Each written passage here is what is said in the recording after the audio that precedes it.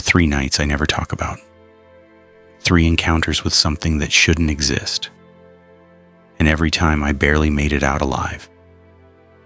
My name is Elias, and tonight I'm going to tell you about the things that hunt in abandoned places, the things that wait in darkness, the things that watch. I was 17 years old and I was an absolute idiot.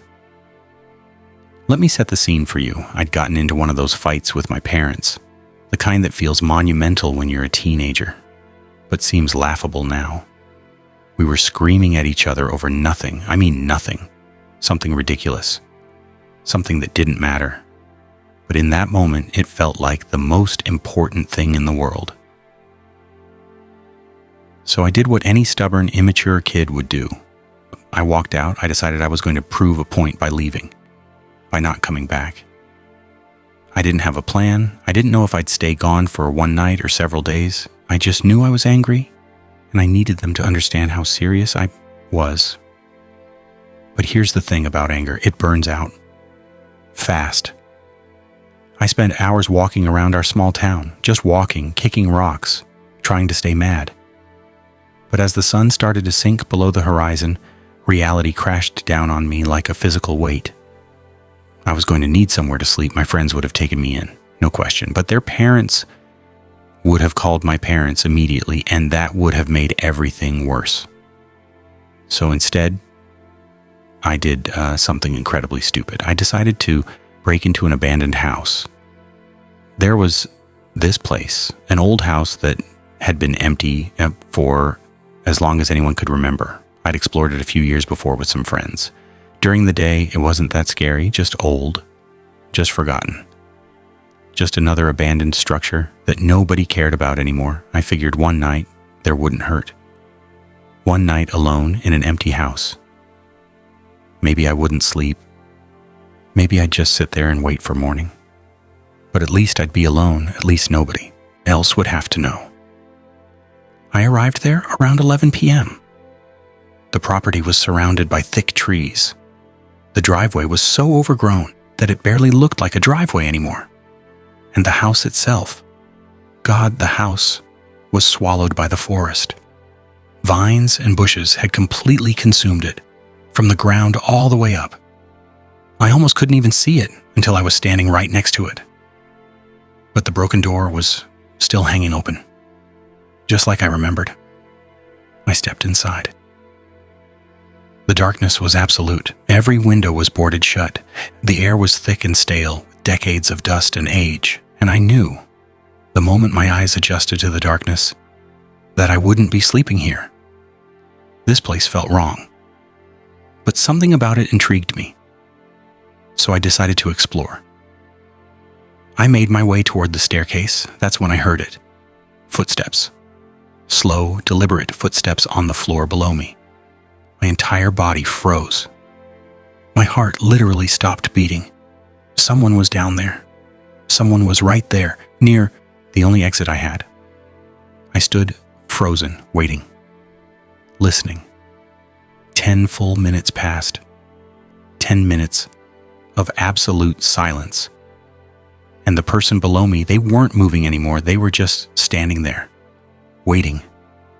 Like they knew I was upstairs, like they were waiting for me to come down. That realization sent pure ice through my veins. I had to leave. No matter what, I had to get out of that house. So I crept down the stairs, each step careful and deliberate. I turned the corner and peered toward the open doorway. A man stood directly in front of it. He was already looking at me. He wore something that looked like a police uniform. Dark, distressed, hanging loose on his tall skeletal frame. But something was wrong. Deeply, fundamentally wrong. The uniform didn't fit him properly. It was too big, too loose. Like it wasn't his, like he'd taken it from someone else. And his face, I couldn't see his face clearly because of the shadows, but I could see enough to know that this wasn't right. "You shouldn't be here, kid," he said. His voice was deep but slurred, like he was struggling with every word. "Why are you out here?" My mouth went completely dry. "I'm sorry," I managed to say. "I'll leave right away." He took a step toward me. "Did you come here alone?" he asked. The way he asked that question, the tone of his voice, everything about him screamed danger, and I knew, on some primal, instinctual level, that I was in serious trouble. "Yeah," I said, my voice barely a whisper. "Just me." He took another step closer. Now I could see his face more clearly. The uniform was definitely wrong. Distressed. Loose. Not his. "And what were you looking for out here?" he asked. I shook my head, unable to speak. Then I saw something that will haunt me forever. His face moved in the darkness. He was smiling. A slow, deliberate smile that made my skin crawl. He turned and walked toward a pitch-black room to his left. He leaned against the doorframe and looked back at me. "Come here," he said. His voice was strange now, half friendly, half something that made every survival instinct in my body scream. I didn't move. "Come here," he said again, louder this time, more demanding. He pushed the door open further, revealing absolute darkness inside. That's when I knew beyond any doubt this man was not a police officer. Real cops don't smile like that. They don't have uniforms that don't fit them. They don't lure people into dark rooms with that tone of voice. He wasn't blocking the exit anymore. I ran. I sprinted straight for that open door. His arm came out of nowhere. I felt his hand grab the collar of my shirt, felt the fabric tighten around my neck, choking me for one terrible, terrifying second. But I twisted my body and his grip slipped. I was out. I was free. And I didn't stop running until I reached my house. There was a police car in my driveway. My parents had called the real police to report me missing. Real officers, legitimate law enforcement. I was so traumatized. So shocked by what had just happened, that I said nothing about the house. I couldn't. I was too ashamed, too terrified. And I was absolutely certain that if I mentioned that place, I'd have to explain what nearly happened to me in that dark room. The real cops never asked about the house. They never questioned me about it. They never investigated that property. And that fact, that single undeniable fact, proved everything I needed to know. That wasn't a police officer in that house. And whatever he wanted from me in that room, I'm grateful I'll never know. I was 17 or 18 years old when this happened. I grew up in a small countryside town where nothing ever happened. Everything was quiet. Everything was boring. And when summer break arrived, my best friend James and I decided we needed an adventure. We were stupid enough to think we'd found one. There was this abandoned farmhouse on the outskirts of town. Everyone knew about it. It was the only truly abandoned structure in the entire area. A relic from the very early 1900s, sitting on nearly 200 acres of state-owned property. The original owners had died decades before we were even born. The county had taken the land, put up fences, posted no trespassing signs, and then just left it there. For our entire lives, we could see it rotting in the distance. So James and I got flashlights, took his car to the edge of town, and started walking. We were careful. Cops patrolled that area. So instead of walking straight across the open field, we followed the fence line around to the back where the woods began. It kept us hidden most of the way. When we finally got close enough to see it properly, I was struck by how wrong it looked. The wood was completely weathered, blackened by decades of weather and age. Vines and weeds covered every inch of the walls. But somehow, impossibly, it still looked stable. The roof hadn't collapsed. The walls weren't caving in. It was like the house was being held together by pure stubbornness alone. We found an open window and climbed through. Inside, our flashlight beams cut through the darkness, illuminating dust particles that seemed to dance with something almost malevolent. The silence was absolute. We stood still for a moment, just listening. Then we started exploring. The floorboards bowed and creaked beneath every single step. James and I kept exchanging nervous looks that said what neither of us wanted to admit. Something felt deeply wrong in this place. But we didn't talk about it, we just kept moving. Then James whispered my name. "Elias, come look at this. What is that?" He was pointing at the ceiling above us. Between the gaps in the floorboards of the second story, there was a faint orange glow.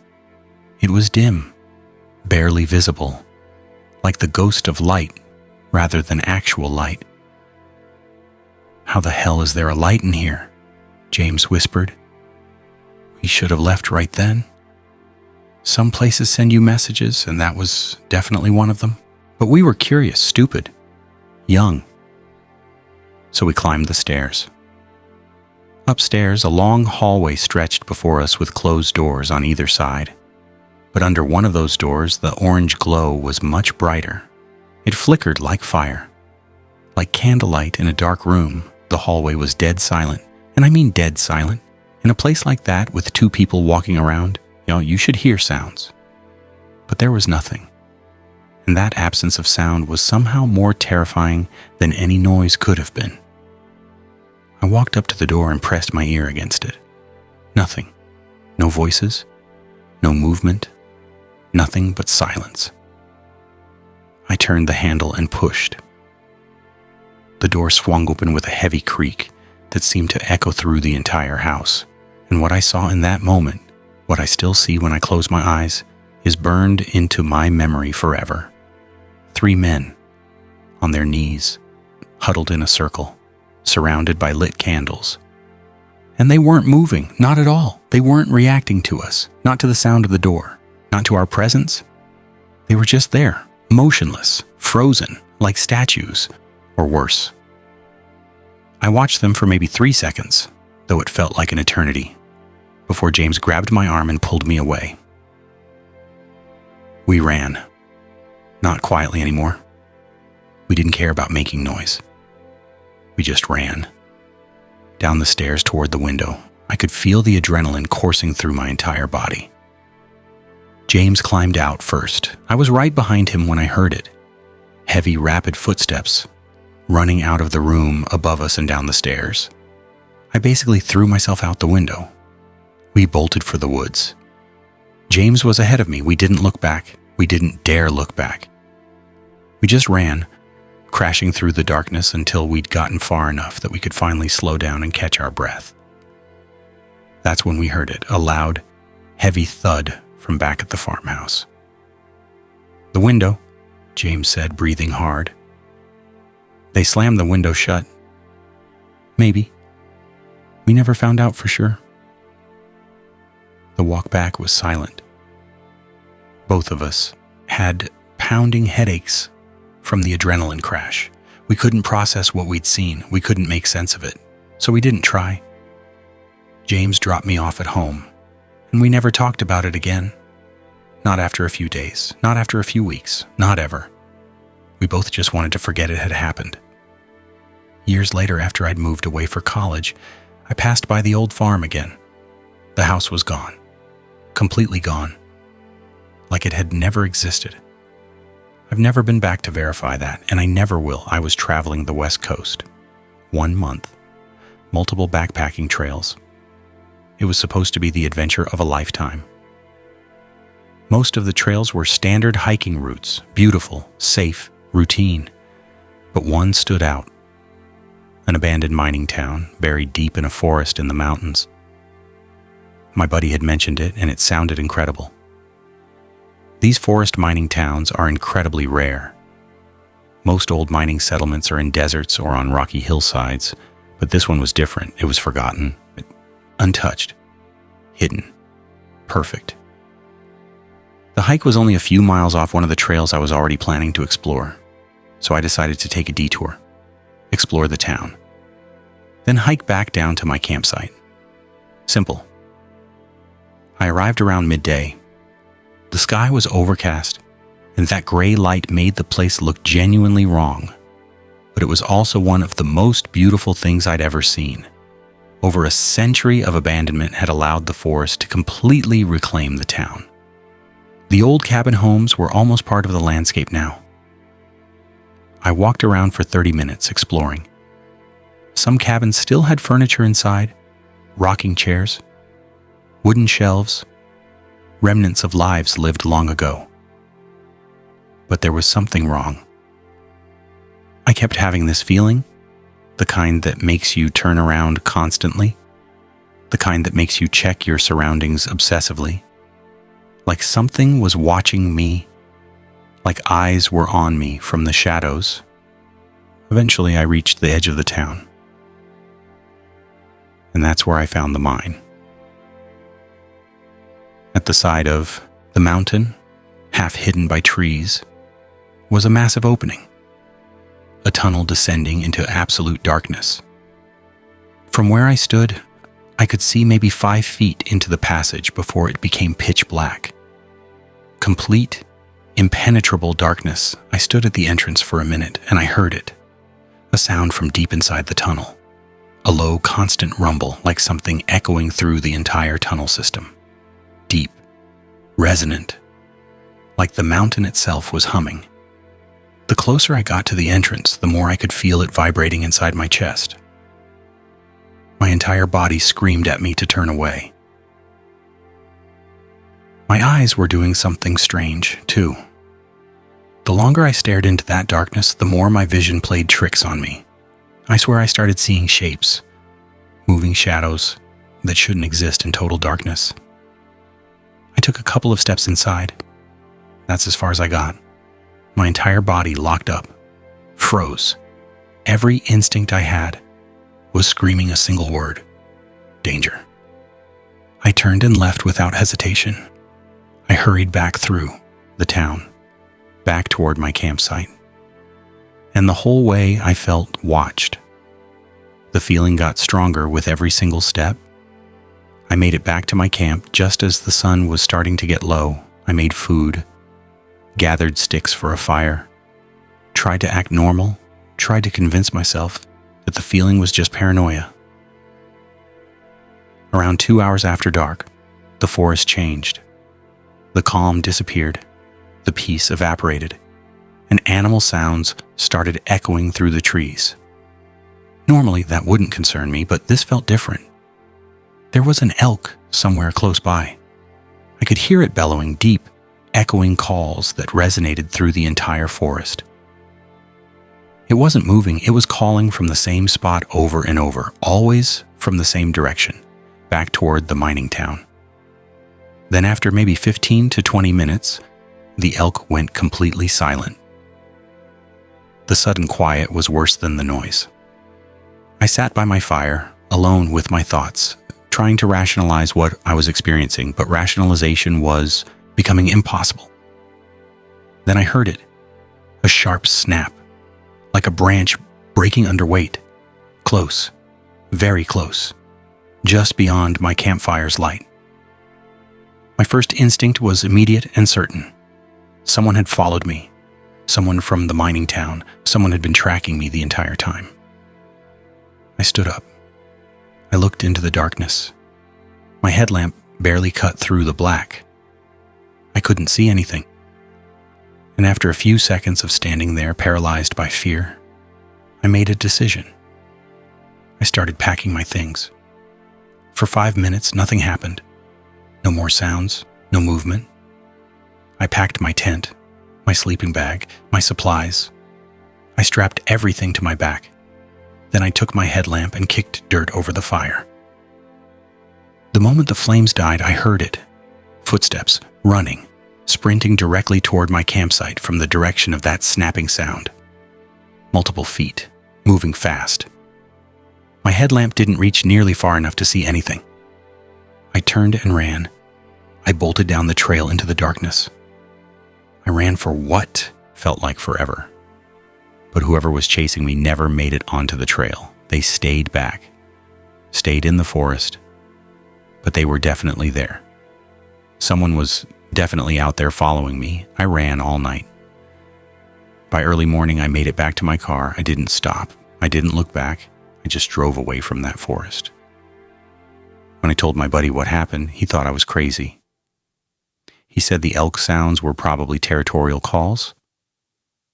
That might have made sense, but it didn't change the fact that someone was out there. Someone had been watching me. Someone had followed me from that mining town.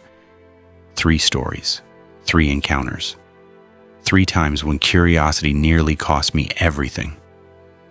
These experiences taught me something fundamental. Your gut feeling exists for a reason. If something feels wrong, it probably is wrong. Trust that instinct. Honor that fear. Because sometimes the things we don't see are far more dangerous than the things we do. This is Elias. And some places should stay abandoned. Some doors should stay closed. Some mountains should stay unvisited. Thank you for listening to Silent Fear. Like, subscribe, and hit that notification bell for more stories from the dark side of human experience. Stay safe out there.